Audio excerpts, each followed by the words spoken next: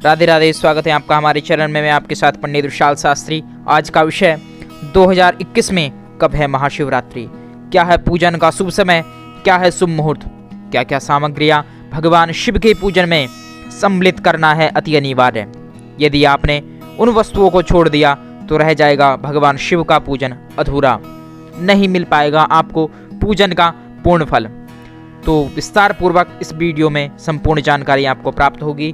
महाशिवरात्रि, प्रत्येक महाशिवरात्रि आती है, लेकिन फाल्गुन माह कृष्ण पक्ष की चतुर्दशी को मनाए जाने वाला जो पर्व है, जो त्यौहार है, वह महाशिवरात्रि के रूप में मनाया जाता है, जिसे शिव तेरस के नाम से जाना जाता है। शिव तेरस महाशिवरात्रि यानी भगवान शिव की इस दिन विशेष पूजा की जाती है। विशेष पूजन से अनेक प्रकार की सुख, वैभव, धन संपदा आदि प्राप्त किए जा सकते हैं। शिव महापुराण के अनुसार इस दिन भगवान का एक विराट शिवलिंग उत्पन्न हुआ था, जिसका आदि था न मध्य न अंत, जिसके आदि और अंत को देखने के लिए स्वयं साक्षात ब्रह्मा और विष्णु ने प्रयत्न किया, लेकिन असफल होने पर उन्होंने भगवान से विनय प्रार्थना की और भगवान का पूजन करके उनको प्रसन्न किया कि प्रभु, हम आपको पहचान नहीं पाए, क्योंकि आप आदि हैं, निर्गुण हैं, निराकार भी हैं, साकार भी हैं। भगवान शिव का पूजन करके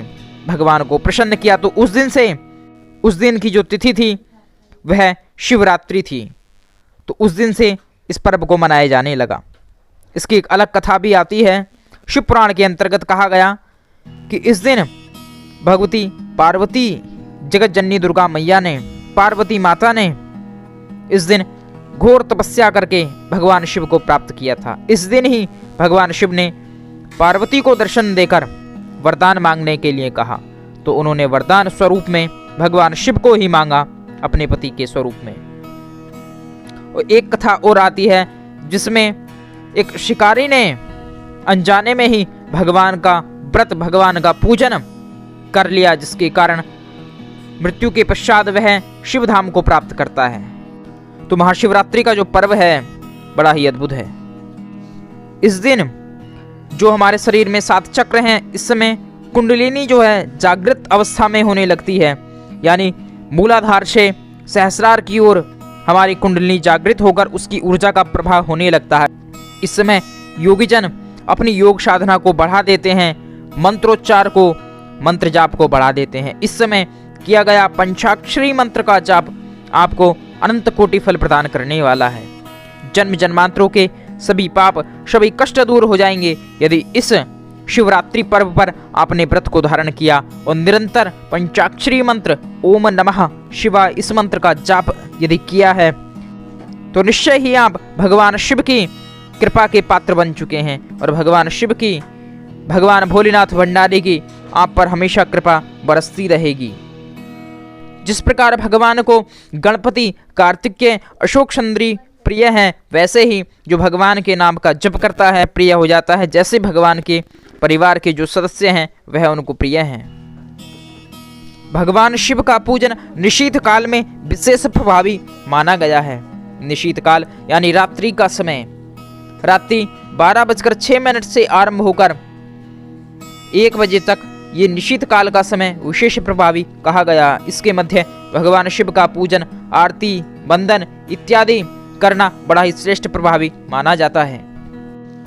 अब चलिए जानते हैं भगवान शिव का जो पूजन है, उससे पूर्व उनके व्रत को किस प्रकार से धारण करना चाहिए। प्रातःकाल उठें, हाथ में जल लेकर संकल्प करें, अपना नाम, अपना गोत्र का उच्चारण करें और भगवान से विनय प्रार्थना करें कि प्रभु, आज आपकी प्रसन्नता के लिए आप प्रसन्न हो, इस कारण मैं आज शिव तेरस का व्रत धारण कर रहा हूँ या धारण कर रही हूँ। इस प्रकार से कह के वह जल भगवान को समर्पित करें। इसके पश्चात बड़े शुद्ध मन से भगवान के व्रत को धारण करें।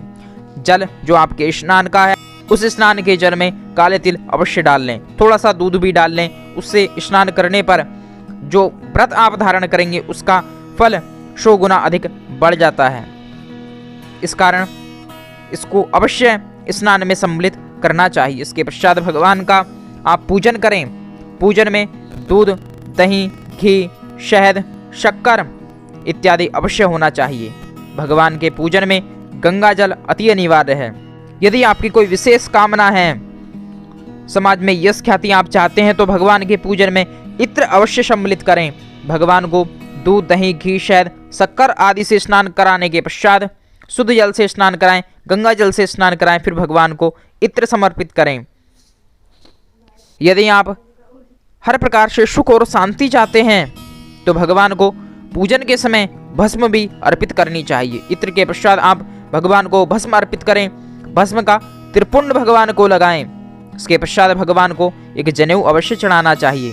उसके पश्चात आप वस्त्र, कोई सफ़ेद अंगोछा आप ले सकते हैं, वह भगवान को समर्पित करें। इसके पश्चात भगवान को पुष्प, गंध, अक्षत, बिल्वपत्र आदि से सुसज्जित करें। भगवान को बिल्वपत्र परम प्रिय है।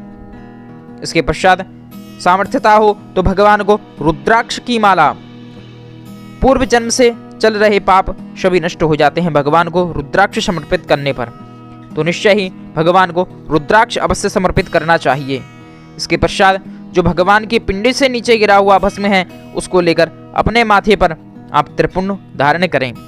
ऐसा करने पर निश्चय ही आपके पुण्य कर्म उदय होंगे और आपकी भाग्योन्नति होने लगेगी। भाग्य आपका 100 कदम आगे बढ़ने लगेगा। इसके पश्चात भगवान की कथा का रसपान करें, फिर भगवान की सुंदर सी आरती करें, जो भी आपको आरती आती है। और जीवन में हमेशा यदि आप आनंदित रहना चाहते हैं, हमेशा हर क्षेत्र में आप उन्नति देखना चाहते हैं, तो भगवान को इस दिन अवश्य निश्चय रूप से डमरू समर्पित करना चाहिए, जो नाद का, संगीत का प्रतीक है। और जीवन में भी आपके संगीत निरंतर गूंजता रहे, निरंतर आपकी हर क्षेत्र में उन्नति होती रहे, हर क्षेत्र में आपका डंका बजता रहे।